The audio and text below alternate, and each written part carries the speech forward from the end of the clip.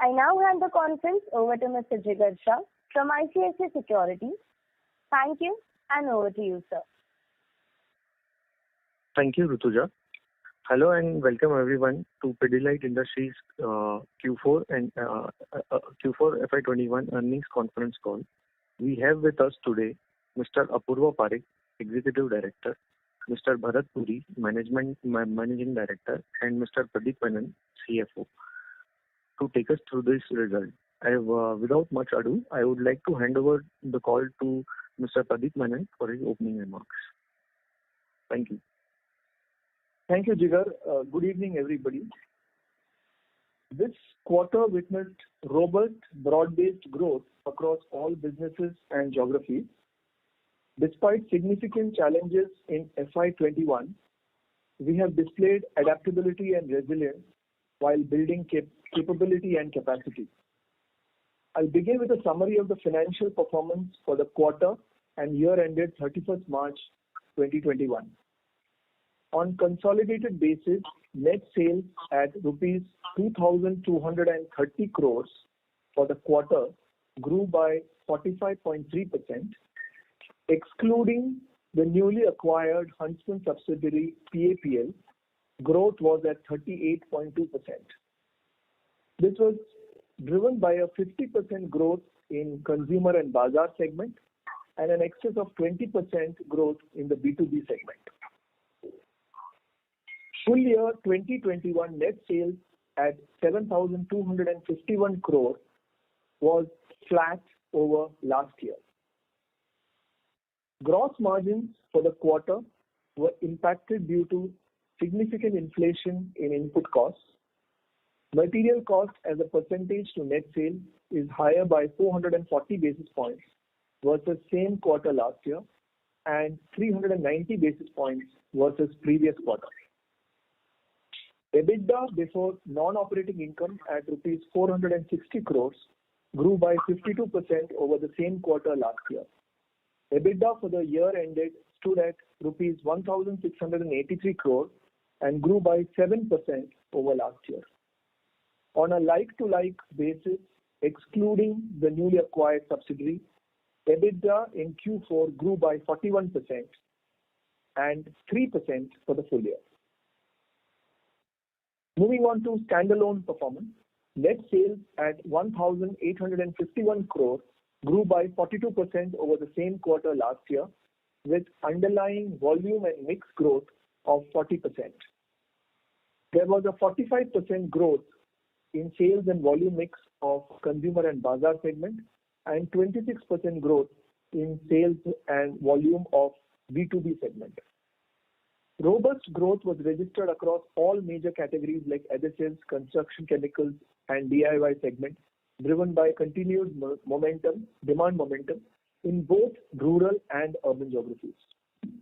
B2B segment posted sequential volume and value growth in excess of 26%, aided by gradual and consistent pickup in economic activities. Net sales for the year ended at 6,187 crore, declined by 2% year-on-year. Our key raw material, vinyl acetate monomer, procurement rates over the last few months have increased from around $930 all the way up to $2,000. There has also been significant increase in other input costs. Capacity disruption at manufacturing sites, overall pickup in global recovery and strong domestic demand have led to this inflation. Consumption cost for Q4 21 of VAM is approximately $1,200 compared to $925 in Q4 20 and $875 per ton in the previous quarter. Material cost as a percentage of net sales increased by 388 basis points over the same quarter last year and 317 basis points versus previous quarter. EBITDA before non-operating income at 408 crores grew by 43% over the same quarter last year. EBITDA for the year ended 2021 was at 1,550 crore and grew by 4% over last year. PBT before exceptional items at 376 crores grew by 43% over the same quarter last year. PBT for the year ended 2021 was 1,457 crores and declined by 3% over last year. Moving on to subsidiaries. Domestic subsidiaries in the C&B segment have shown healthy growth. Subsidiaries in the B2B segment have shown early signs of recovery. However, with current inflationary trend in input costs and construction activities being impacted due to extended lockdown in many parts of the country, timing of recovery is uncertain. Our newly acquired subsidiary, Pidilite Adhesives Private Limited, formerly known as HAMSPL, has shown sequential monthly improvement in sales and business is growing in well over double digits during the quarter. Our business and financial integration has progressed smoothly as per the plan. We expect better realization in margins after the current raw material cycle is settled and growth momentum expected to continue. In terms of way forward, the current second wave of pandemic poses challenges and demand outlook remains uncertain. Despite pricing and cost action, we expect margins to remain under pressure in the coming quarters. Our focus is to ensure supply, service, and customer end-user connect when markets are operating. Pidilite remains committed to working with our partners to overcome this crisis. I'll now hand this back to Jigar and the hosting team.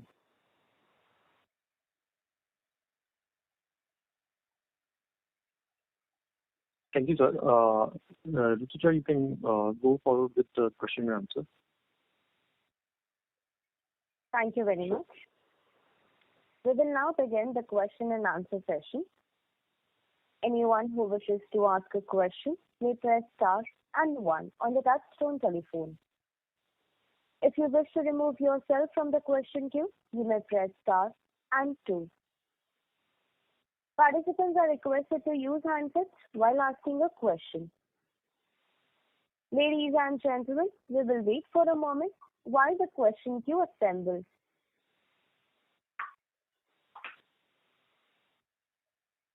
The first question is from the line of Abneesh Roy from Edelweiss. Please go ahead.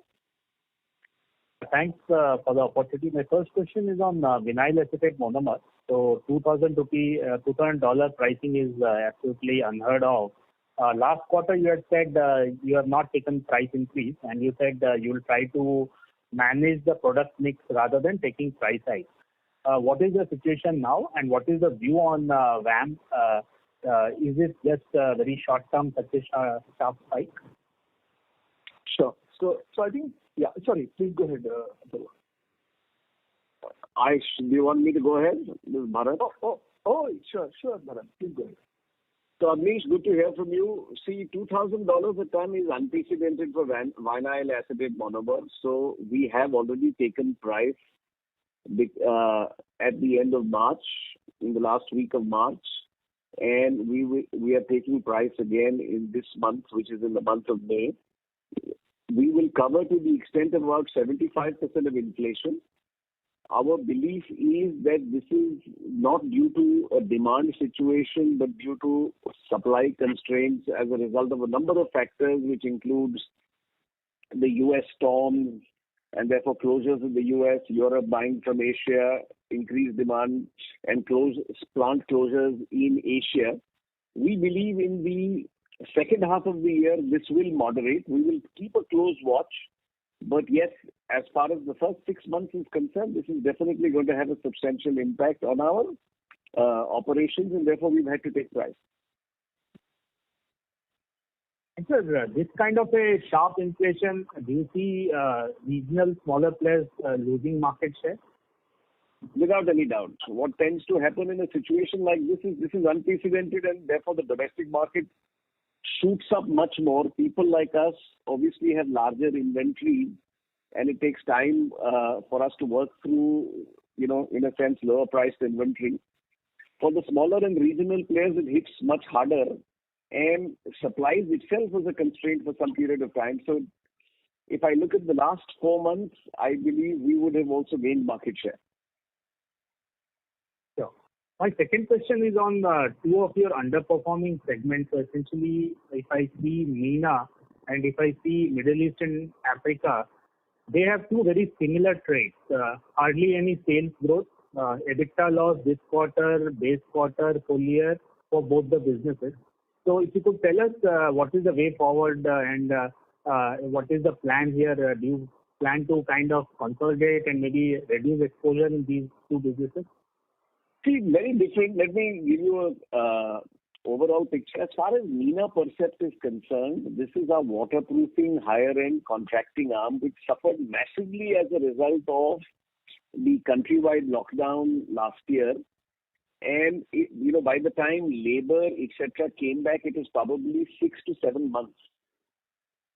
Actually, in the last quarter of this year, the business started picking up fairly well, and it's unfortunate that we got into wave 2. On a structural basis, the business is a strong, profitable one, as you've seen in the past. Actually, in the last 5 months, our order book has actually become quite healthy because as the government is putting in infrastructure projects, we have gained a fair amount of these projects. But in the short run, again, because of closures, because of lockdown, and also this unprecedented raw material situation, it's almost a perfect storm for MENA. But over a period of time, whether that will be 6 or 9 months, the business will come back to its normal shape. As far as Middle East Africa is concerned, you're only I suspect, looking at the Pidilite Middle East subsidiary. You're not looking at the overall. At an overall picture, actually, in the Middle East Africa, we've grown this year. Africa actually far more substantially because that also includes exports from here. In the 9 months of, actually even for a 12-month period, our export business has grown. So really, therefore, as far as Middle East Africa is concerned, it is back in action, and actually, fortunately, even in the current period, it continues to do well because there are no lockdowns happening either in the Middle East or Africa. So two different businesses and therefore different answers. But what is the issue with that business, which is having losses, Middle East Africa? That is a very small manufacturing part of the business, which is manufacturing powders. Given the situation again in the Middle East last year, where they also closed down for a substantial period, labor went back, etc. Therefore, we suffered with the specific subsidiary. But if I aggregate my Middle East Africa business, it is a very healthy business. Yeah. Thanks. That's very helpful. And just one small last question. So on Huntsman, you have given the numbers. Thanks for that. So 34 crores EBITDA on a 109 crores sales. That's an extremely good EBITDA margin of 31%. Obviously, far superior than the reported standalone, etc. My question is this the real sustainable margins? Here also, my sense is raw material will impact. But if I compare Huntsman to your own segments, is it comparable margins, or currently some costs in Huntsman are not there? You're not advertising. No, see, at an overall level, we always maintained, even when we took over the Huntsman business, we had signaled that actually it's at an EBITDA margin higher than our business.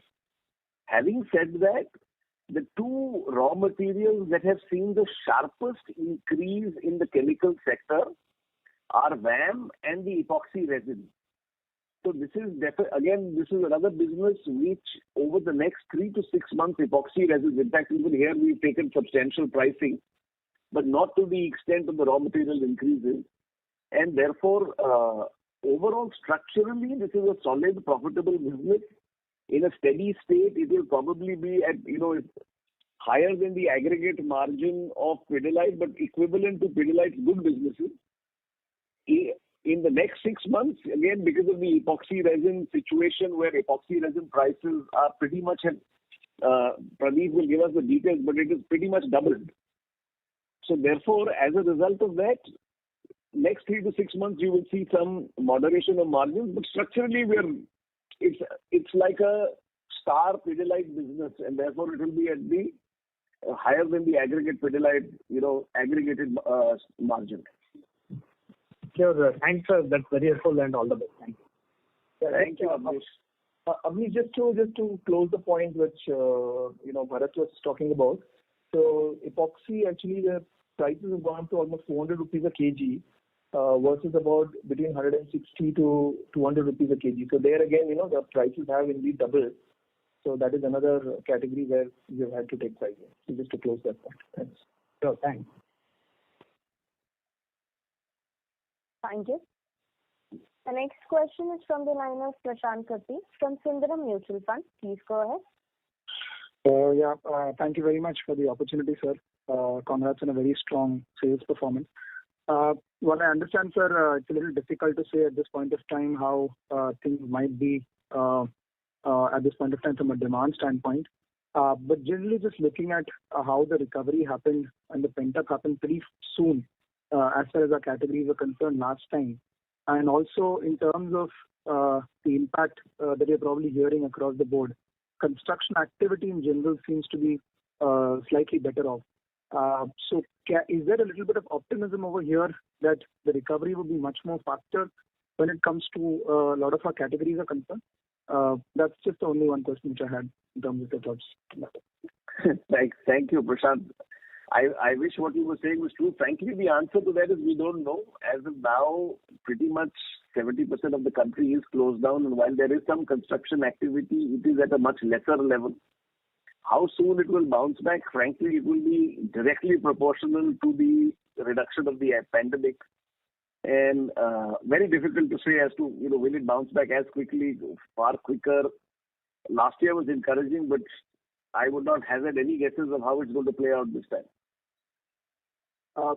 Just if I can probably extend this, even in terms of, let's say, even the last 3 months how they've gone, they've been pretty strong. Did these trends kind of happen to continue in terms of April until the lockdown happened? And why I'm asking about most of construction activity specifically is we do a lot of project business as well. So are those projects still continuing despite the pandemic going on? That was the context mostly. See, two things. One is wherever business was open in April, what we saw in April is wherever business was not locked down, it was continuing at a good rate. Wherever it started closing down, it started with Maharashtra, then parts of Gujarat, Madhya Pradesh. So it was all pretty much proportional to the pandemic. Even on projects, right now, what we are seeing is there are very few projects that are declared in essential services. And therefore, even projects are impacted, though there is at least some construction. The basic construction activity is still on, but not at the same pace as it was on earlier. But yes, projects, you still have some activity, whereas in the retail market, pretty much 75% of the country today is closed. And just if I could probably squeeze in one more in terms of a follow-up. You highlighted that obviously because of VAM, a lot of the unorganized would probably struggle.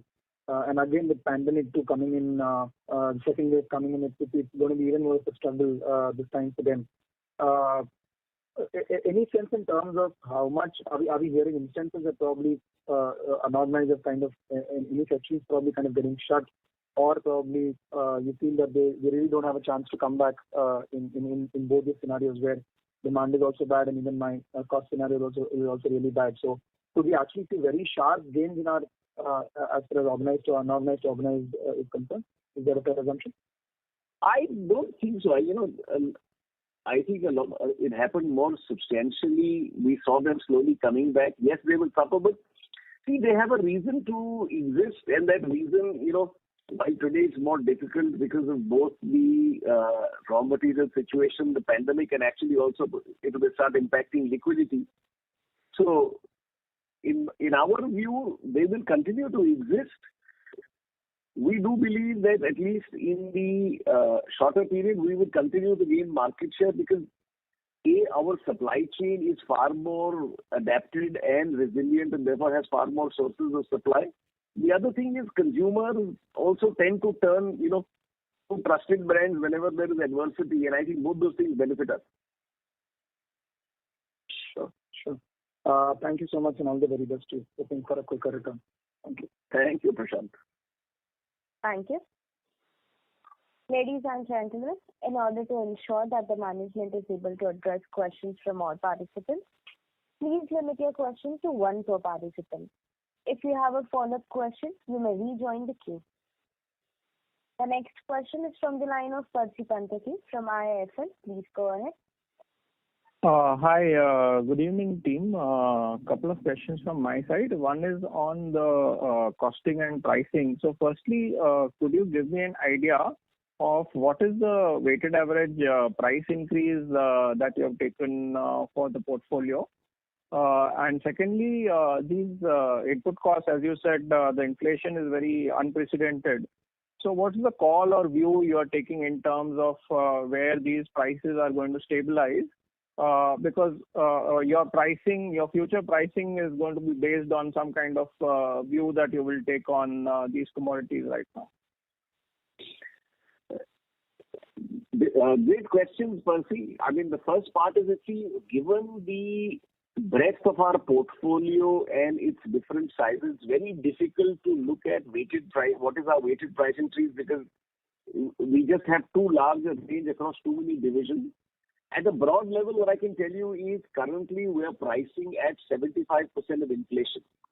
Our belief, therefore, is that in a worst case scenario over a 6-month period, the current raw material prices will come down to at least the 75% level, which will in a sense enable us to come back to normalcy.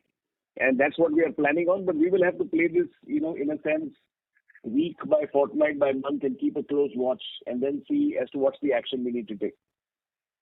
So if I understand you correctly, what you're saying is if VAM is at 2,000 rupees, your current pricing is sort of assuming that if it comes down to 1,500, you should be okay. It comes down to, between 1,200 and 1,500 is where we assume it should come down at least in a 6-month period. Right. And I understand it's difficult to give a weighted average pricing. So in that case, could you just give us a couple of examples in your largest selling products, what kind of pricing you have taken without averaging it? See, again, difficult to this thing, but like take, for example, in Fevicol, again, remember, because even brand Fevicol in woodworking has a large number of SKUs and the pricing is different across SKUs. Pradeep, would it be fair to say that the aggregate price increase between March and May for Fevicol would be in the range of between 4 to 6%? Yeah, that will be correct. Okay, got you, sir. Second question is on the demand scenario, and I know it's very difficult to forecast out, but just wanted to get a sense on what is the situation right now. You mentioned that 75% of the shops are completely closed. Did I hear that correctly? Yes, pretty much 75% of the country today is under lockdown, which means shops are closed because a large part of our shops, with the exception of very few, are not classified as essential services. Right. And construction is, I think, classified as essential. So there would be some amount of direct sales that might be happening to construction. So what kind of percentage of your portfolio is exposed to that which would not be affected? There is some amount of sales happening, but again, it is less than 20% of the overall portfolio. Okay, sir. That's all from me. Thanks and all the best. Thank you. The next question is from the line of Avi Mehta from Macquarie. Please go ahead. Hi. I just had two questions. First, I wanted to clarify this 2,000 is essentially, is there a very wide range? Is there a lot of volatility in the VAM price that you're witnessing? Or is it like, it's broadly kind of remaining at that level, A? And B, is mix going to be a lever that you will use again in this quarter to kind of offset this impact? The product portfolio mix, product mix, essentially. Thanks, Avi. Yes, I mean, there is a substantial amount of volatility in VAM prices, but unfortunately, the volatility is only in one direction, which is up to now because of the various problems. We saw it start at $800 and it has inched its way up to 2,000. We haven't seen it start moderating yet. We believe by June it will start moderating in our belief. Mm-hmm. So that's the situation on VAM. And the second part of your question was essentially mix. Would you look to kind of play the product portfolio like SKU mix? That as a matter of strategy we keep doing, which is the whole game around premiumization, innovation. But in a situation where currently demand itself is strained, very difficult. But that is the mix and improving mix is anyway part of our regular strategy. Okay. And just the last bit, just a clarification, if I may.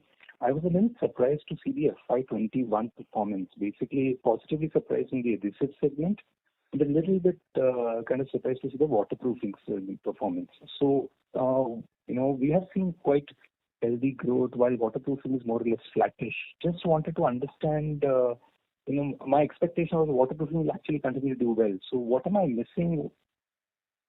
Yeah. No. What you are looking at is only the organized high-end institutional waterproofing, which is via Nina Percept, right? No. I'm looking at the shares. So what I'm doing is I'm looking at the shares that you give out. The FY21 shares that you've given, if I compare it with the FY20 share, they're more or less flattish on the waterproofing side, which suggests that waterproofing is close to zero, minus 1. Well, that is because you've seen a substantial decline in the Nina Percept business last year. Given that the high-end waterproofing was closed pretty much for 6 months of the year. Yeah. So one large part of waterproofing, which is institutional waterproofing, is where everybody suffered. When I look at my overall waterproofing portfolio, actually waterproofing has grown at a rate much higher than the average. So actually one of our big growth drivers over a 9-month period has been waterproofing. So actually waterproofing is leading the growth rather than lagging it. Okay, and adhesives would be a little bit of a laggard. Is that the way I should? Would that be a fair bit? I think adhesives remain very close to the averages. Last year, because of all of the issues, B2B would be a little bit of a laggard. Okay, and so where I was going with this is for the second wave. I mean, the first lockdown, while it may not be an exact mirror image, it gives you a sense on how you can expect. What would you say the risks to kind of that assumption? I would say there are 3 risks to that assumption. The first is last time rural and small town India was not impacted pretty much through the whole pandemic. This time we are clearly seeing signs of that being impacted, and therefore will that lead the growth or not is to be seen. That is critical. The other thing is last time, because it was a full lockdown with everything closed, B2B tended to suffer a lot more. Right now, we are actually seeing that B2B is suffering far less than retail.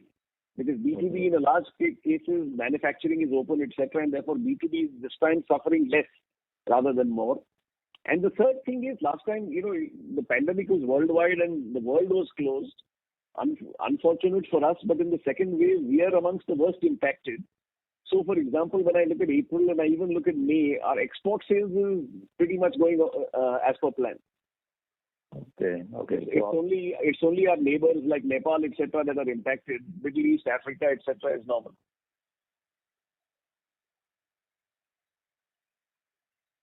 Can you hear me? Yes, I can hear you. Yeah.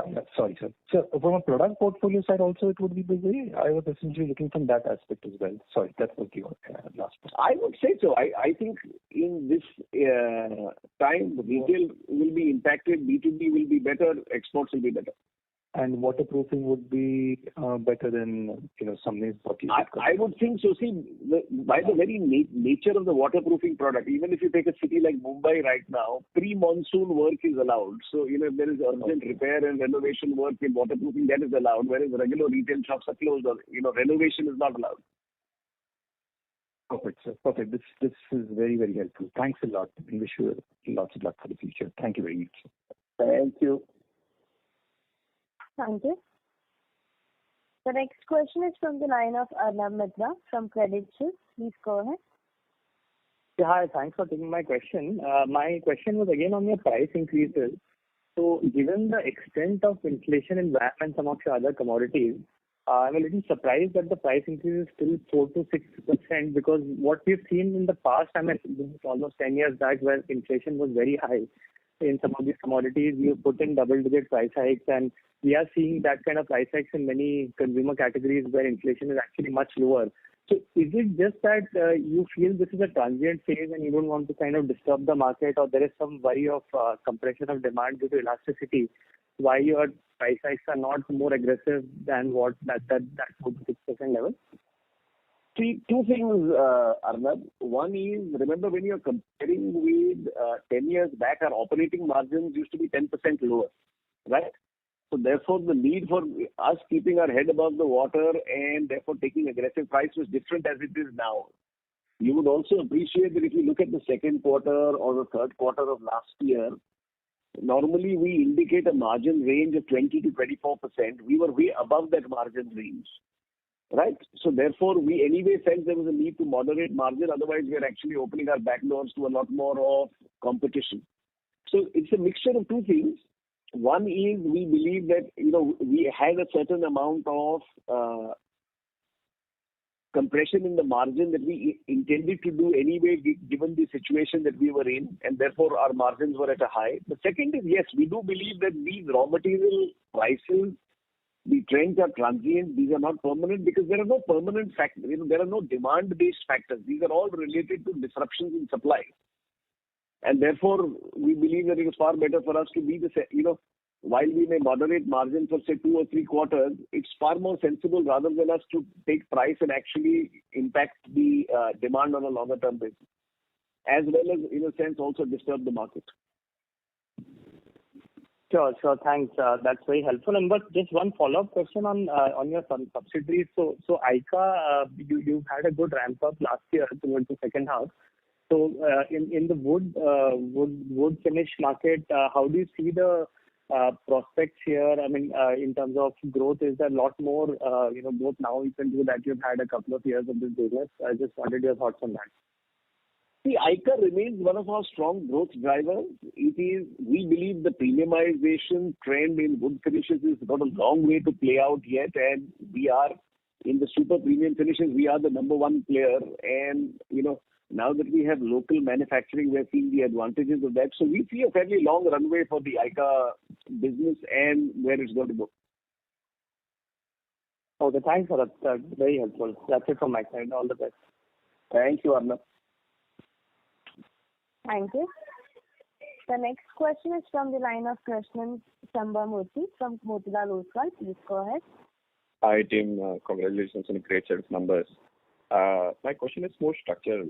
Bharat, the broad guidance was that growth and pioneer categories over the medium term were expected to grow from a third of sales to half of sales. Now I understand some of these categories, the growth may have been disrupted in FY21. What was the broad proportion of pioneer and growth categories in FY21, and the timelines by which you are expecting it to be about half of sales now? We had always said, Krishnan, firstly, good to hear from you and great question. We had always said that, listen, this is going to change over a 5-year period. In many ways, last year, somebody has pressed the pause button on everything, and therefore, for example, we were building 3 factories for pioneer products across Litokol, Tenax, and Grupo Puma. Those have obviously got delayed by 6 months as a result of this. So actually, the plan has got at best pushed forward by a year. But when I look at my 9-month sales, it is still the growth in pioneer categories that are behaving as growth in pioneer. They've grown much faster than the core category. So we know that the core strategy that we have or the basic strategy we put in place is the right one. Frankly, 3 or 6 months in these unprecedented times, frankly, is something that we can live with. Sure. Anything that you'd like to point out where you are particularly pleased with the performance on the pioneer categories, and any category where you think the scale up has been lower than expectations, excluding of course the current environment-led factors? See, for example, we've always maintained that irrespective of competition, the waterproofing category is a growth category, and we've seen that evidenced. We continue to be strong leaders and grow strongly in that market. We're now finding a great amount of traction and initial success in the whole area of tile adhesives, which we called out as a pioneer category.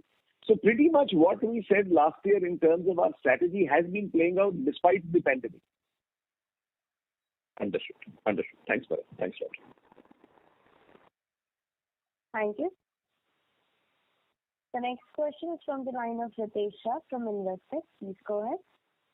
Hi, sir. Thanks for the opportunity. I have 2 questions. My first question is on the working capital. If I look at the receivable days, it's the highest what we see in the last 20 years. That's what my model is up to. I don't have beyond that. So wanted to understand why the reason for receivables to jump up sharply. And secondly, also, basically, inventory days have also moved up both at standalone as well as console. I think it would be a good thing if more of it is on the COGS side. So that's the first question. So I would like to understand these two variables. Yeah. So, Pradeep, you want to take that, and then I'll give you an answer. Yeah, sure. I'll pick it. So I think maybe we should connect offline. Frankly speaking, on working capital, on debtors, actually, in fact, because we've done that review, our debtor days have sharply come down over the last 1 year. In fact, our overdues are at a all-time low. So I guess we should pick that up and have a conversation. Certainly, between the last 2 to 3 years, our debtor days at the end of March was the lowest. Even on inventory, whether it is inventories which are beyond a certain period of time, because we keep a very close watch on our undesirable, we call it undesirable inventory. Those have also sharply come down in the last 1 year. So maybe we should pick this up. Frankly, we believe we've done a pretty decent job in a fairly tumultuous year to manage both. Yeah, so I'll maybe connect with you separately. Sure. My second question is, we have given numbers on PAPL separately on the slide. Thanks for that. I just wanted to understand, when we had done the transaction, I think the number which was indicated was around 500 crores, if I'm not mistaken. And that number actually looks like a pretty steep growth on a year-on-year basis. So, can you give some more color on what it means on a year-on-year basis? Secondly, is it on back of market share improvement, and what it also implies to the existing products that we had in the same chemistry? Sure. Apurva, you want to answer that? Yeah. So I think what we had indicated at the time of acquisition was that the business size was close to 400 crore, and our annualized number, if you see for this quarter, is about 20% higher. So the business has got off to a good start. And during the last quarter, our other epoxy brands have also done reasonably well. So overall, as a portfolio, we have done quite well in the last quarter. Sir, would we have grown on the market share side as compared to the peer set? There may have been some market share gain, but as you know, it's only first 5 months since acquisition. So we may have gained some market share, but as our integration happens, full integration happens with Pidilite, then we would expect better market share gain in the future. That's great and quite encouraging. And sir, last question, you did indicate about the price increases. Just wanted to touch upon, have we changed around the discounting or the incentive schemes, given the demand is a bit subdued in the current scenario? Thank you. See, we keep doing that on a consistent basis. We keep flexing and so on and so forth based on the market, but there's no substantial change. But yes, on a regular basis, like for example, if demand is subdued, right now a dealer's concern really is safety, security, and servicing what orders he has. He's not really worried about who's giving him a greater discount. So obviously, in periods like this, that's not the focus. That we, on a regular basis, keep flexing that. Sure, that helps. Thank you so much for the answers, and wish you good luck. Welcome. Thank you. The next question is from the line of Tejas Shah from Spark Capital. Please go ahead. Hi. Thanks for the opportunity and congrats on a good set of numbers in this context. Now inflation across board, across commodity basket is steep, and obviously VAM is slightly unprecedented, but otherwise also it looks steep across. So in a hypothetical scenario of inflation staying where it is, what will be your pricing strategy, let's say for second half of the year? Would you prefer to pass on the pressure to customers, or would you prefer to let go margins for a while? See, we have always maintained, Tejas, that we manage margins in a range, and that range is between 20 to 24%. When we are lucky or when we have a great run like we had, say, in parts of last year, it may go up to 25, 26, 27%. Hopefully, there should not be a time, but it could in 1 or 2 quarters even go below 20%. But at an overall yearly basis, we'd like to keep our margin range between 20 to 24. We believe that is a sustainable range. That's also a range that allows us to focus on volumes and volume growth rather than just purely value. And we're fairly confident that over a larger period of time, we should be able to maintain that range. Now, if pricing was to sustain and therefore to be in that range, we need to take greater pricing, we will do that. But my push always is that every inflation situation is a opportunity for us to become a little more efficient. So therefore, we will keep looking at all harder. If you look at our cost management last year, you would see that we've upped the game substantially. As far as our own cost management is concerned, the challenge will always be, can we keep getting more efficient and therefore not pricing at 100% of inflation, but maybe at 75 or 80 or 85, but at least getting some out of cost is the objective we would work with. Sure. This is helpful, sir. So second, you touched upon waterproofing demand. So considering that at least in some markets we are seeing that waterproofing and other construction work has been allowed. So and this demand seems much more non-discretionary in nature versus, let's say, adhesive or other woodworking demand. So are we seeing any divergent trend in that part of the portfolio versus the rest of the business? See, right now, given that the lockdown is pretty much just less than a month, very difficult to see a larger term trend. But if I was to look at last year, the first business that came back was actually waterproofing, which suggested that, if consumers are spending more time at home, then they want to address their home the first. So, if this, depending on how long the lockdowns persist, I suspect we will see a repeat of that this year also. Sure. And so last one, bookkeeping. Our portfolio business has also expanded in different direction in last many years. So VAM as a percentage of total RM basket, is it still very high, or what would the number be now? It is, let me just simply put it is still our number one raw material by a long distance. And therefore it is still critical to our success. Okay. That's all from my side, sir. Thanks and all the best. Thank you. Thank you. The next question is from the line of Anand Shah from Axis Capital. Please go ahead. Yeah, hi team. Thanks for taking my question. Just a couple of questions. Firstly, on waterproofing segment, you have done pretty well this year, and we are picking up the same, from a lot of paint companies as well. So, are we seeing a big market expansion sort of happening? And is this driven by sort of more consumer awareness or sort of a usage increase or consumers sort of picking up for protecting their undercoat and all these? What is really driving? Because we're seeing multiple entries as well as significant growth rates for all players, including you.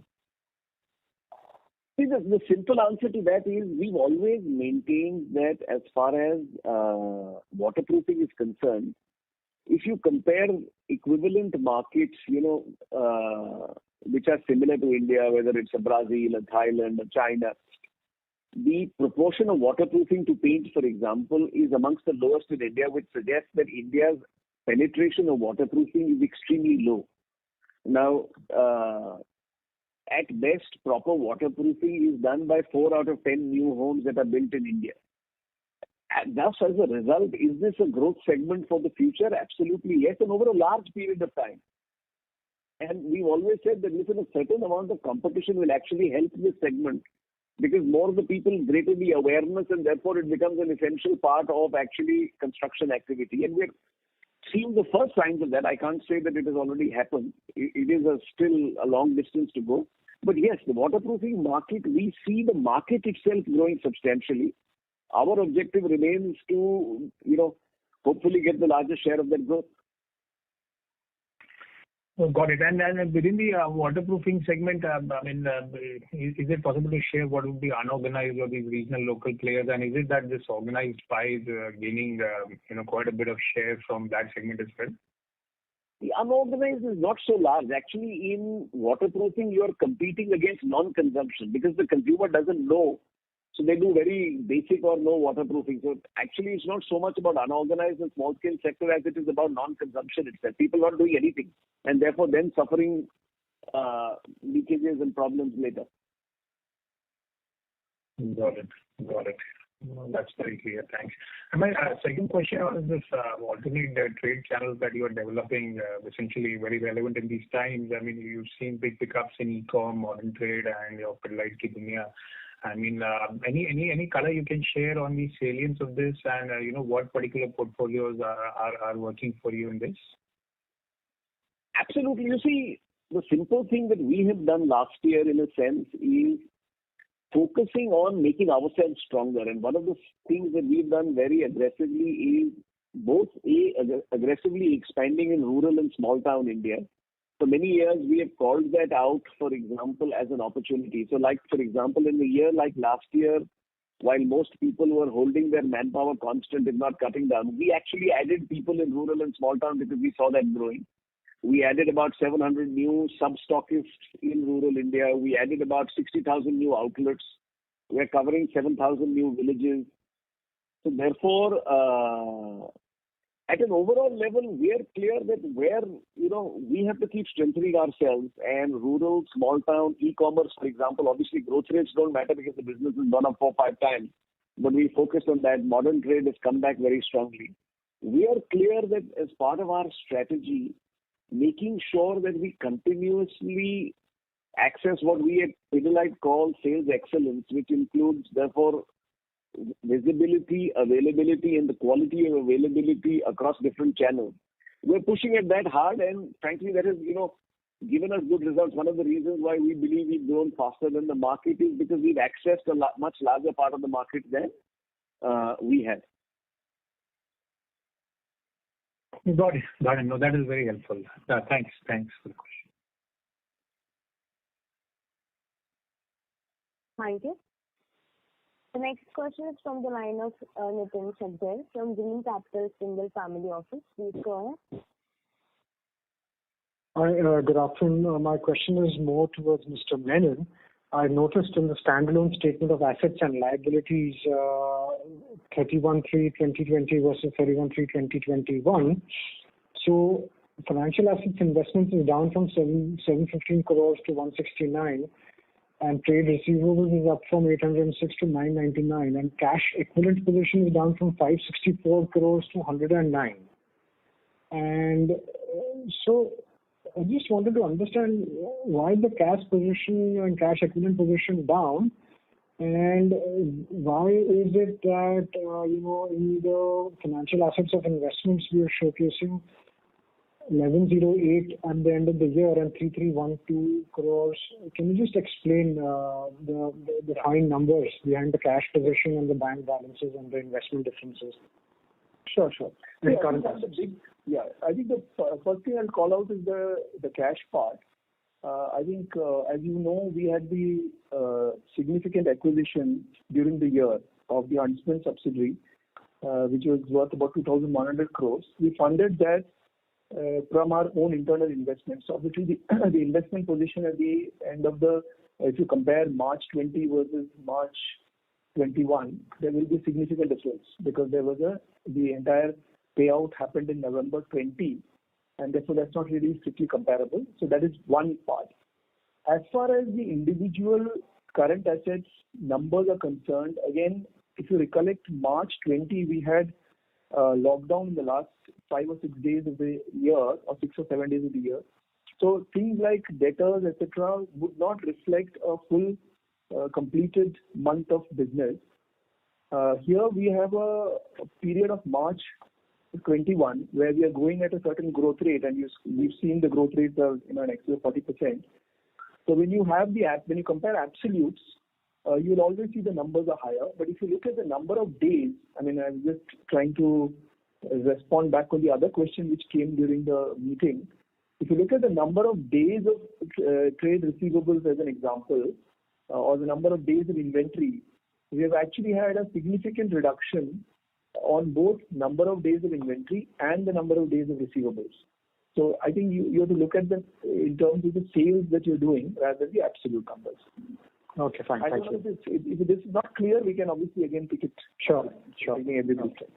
Yeah, thank you. First, the other invitation I'll have is for you is that, because we have funded the full acquisition out of internal accruals, in a sense, what we've also done is improved our returns substantially, because all of you know that currently treasury returns are fairly minimal.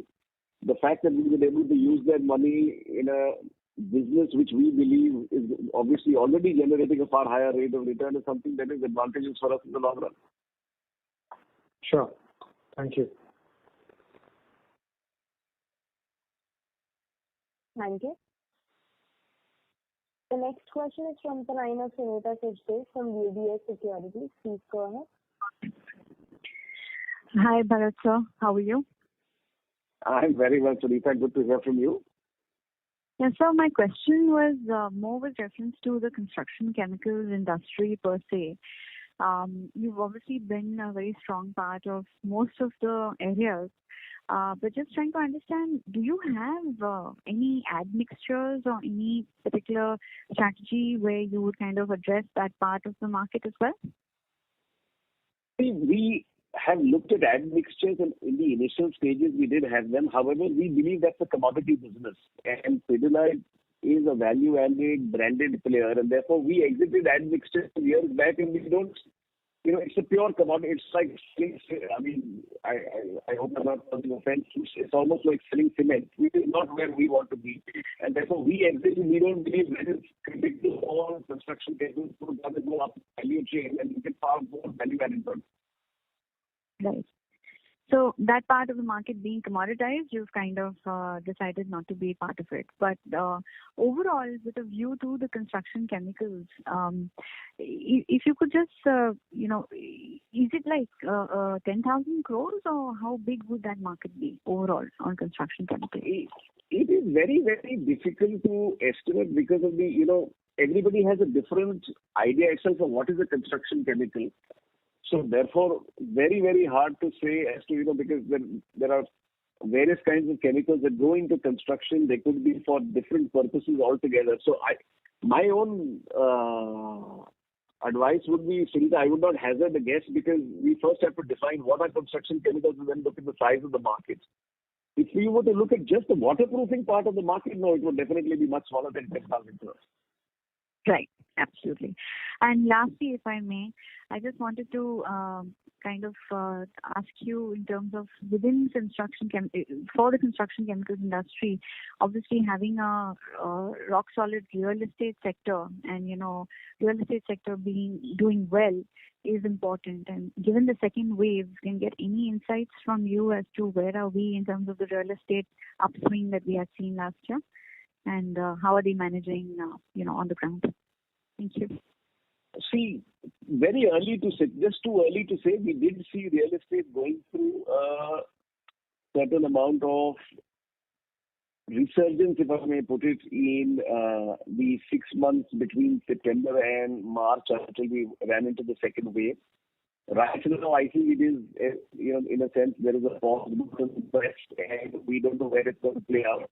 But just remember, Sunita, if you take the overall waterproofing construction markets, there are 4 big markets we play in. There is individual homes, there's organized real estate, which is what you are referring to, which is largely the large towns. There is individual homes, which is pretty much 70% in India. There is a large institutional market, which could be, for example, the Parliament House in Delhi, or it could be new factories coming up, or new headquarters of companies, IT centers, etc. And then there is repair and renovation. Then real estate suffers with one of the 4 large segments that suffers, the one that donated the fortune of the waterproofing market. Right. Got it, sir. Thank you. Welcome. Thank you. The next question is from the line of Nitin Jain from Fairwell Advisors. Please go ahead. Hello. Yeah.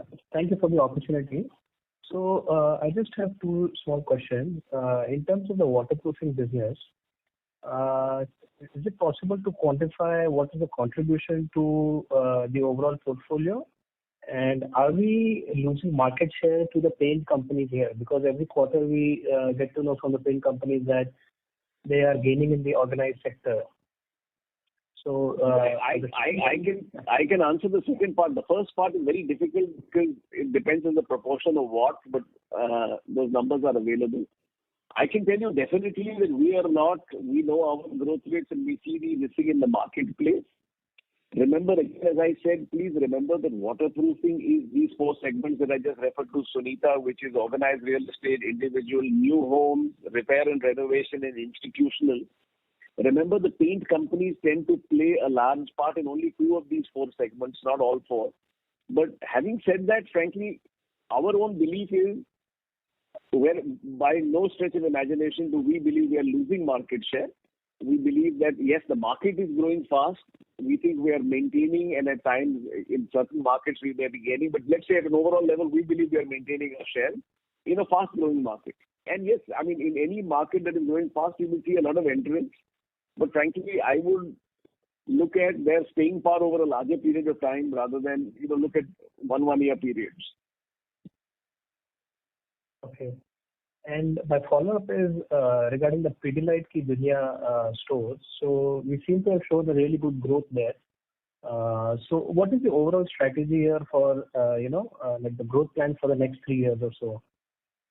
If you can. See, we are very clear that rural India offers Pidilite a great amount of scope. Equalized even for income, we believe that there is a lot of runway for us in rural India. One of the things, therefore, however, in the categories that we operate, just making our product available doesn't help. We have to make our product available, and then we have to train people in the usage of the product and, in a sense, create the categories. PKDs are one avenue of doing that, and like this, we have a number of plans which we are doing in rural India, and that's working very well for us. One of the reasons why our growth rates are higher than the average is that, in rural and small towns, we're doing much better than most. Okay. And sir, are these like exclusive stores or multi-brand outlets? No, these are multi-brand outlets where we train the fellow in our outlets. But remember, given that these are all in villages with populations of 5 to 8,000, so in most cases we are amongst the only people who access these people. Most of the other fellows, they end up buying the product from wholesale. We are amongst the only company that actually reaches there and then does work with masons, with carpenters and plumbers in training the product and then building it. But these are multi-brand. These are not Pidilite outlets. Okay. Thank you. That's all from me. Thank you. Thank you. The next question is from the line of Siddharth Elachi from Fortress Group. Please go ahead. Yes. Hi. Thanks for the opportunity and congratulations on good set of results. My question was on the waterproofing segment. You mentioned that this is a future growth driver and you are also focusing a lot on that. So given that the competition is going to increase, a lot of the paint companies are also entering. So do you think it will have a pressure on your margins and pricing? You will have to have a different strategy. So I just want to view of you on that. See, this question gets asked all the time. See, firstly, remember the paint companies are not entering now. I mean, for example, the paint companies have been in waterproofing over the last 5 years. This is not something new. And it's only that, newer paint companies, as they, the smaller ones see the bigger fellows and they also want to make an entry. At an overall level, we don't see our margins being hit. This is not price competition here. When you're trying to protect your home for a period of time, you want a trusted brand which does the job rather than look at price. And therefore, we have not seen our margins being hit, and we don't see them being hit over a longer. It's not a price competition game. It's about brand and the service and stroke the products that you offer, product superiority. Okay, fine. That's it. Other questions have been answered. Thank you. Thank you. Thank you. Ladies and gentlemen, due to time constraints, that was the last question for today. I would now like to hand the conference over to Mr. Jigar Shah for closing comments. Thank you everyone for joining the call, and thank you management for presenting an opportunity to hold the call. And now hand over to management for closing comments.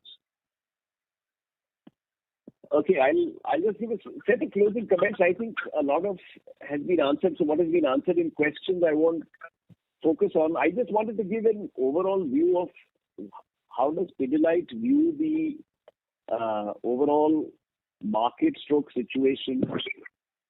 We said this last year and we say the same thing this year.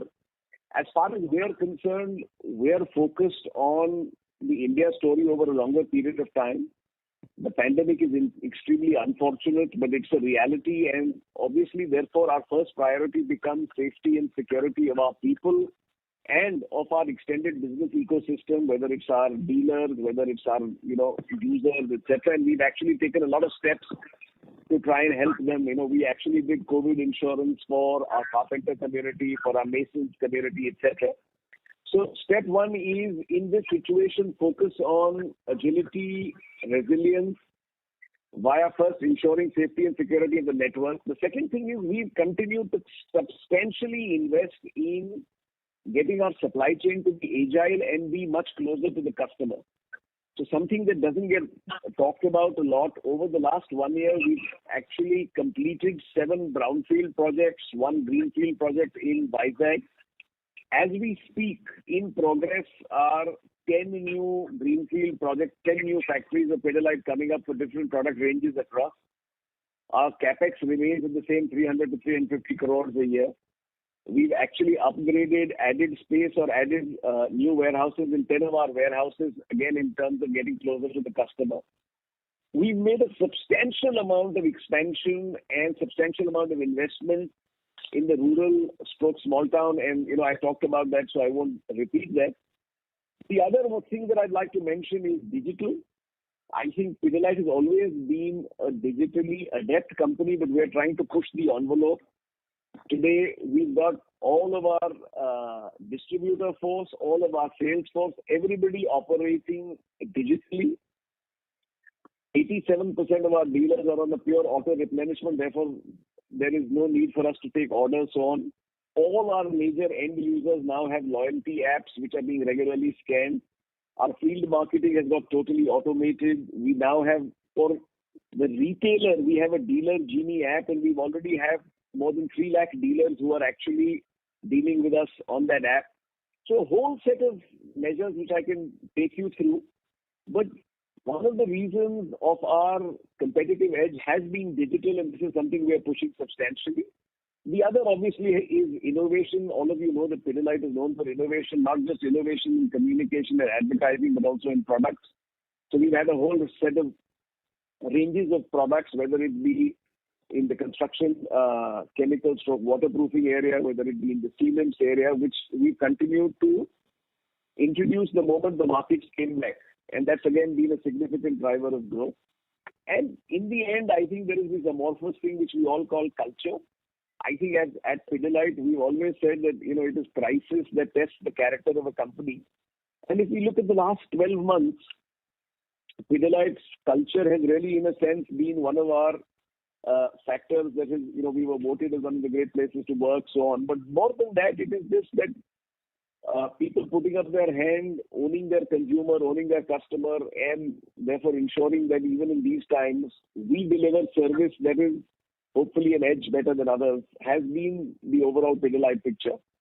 So I thought, let me just give you an overall picture. Apurva, Pradeep, would you like to add anything? No, I think you have covered it well, Bharat. Nothing more to add. Thank you. Maybe the only other thing is, we had always said that we believe that Huntsman is an accretive and a very strategic acquisition for us, and you can see in the 6 months of the results of that we are already on that road very strongly. Pradeep, over to you. Sorry. No, I think Bharat said all points are covered. I just wanted to, if you have no other point, I just wanted to end the call by wishing everybody on the call to stay safe, and hopefully you and your extended families are able to get through the situation absolutely fine, and hopefully we'll come out all stronger at the end of it. Absolutely. Thank you. Thank you. On behalf of ICICI Securities, that concludes this conference. Thank you for joining us, and you may now disconnect your lines. Thank you. Thank you. Thank you. Thank you.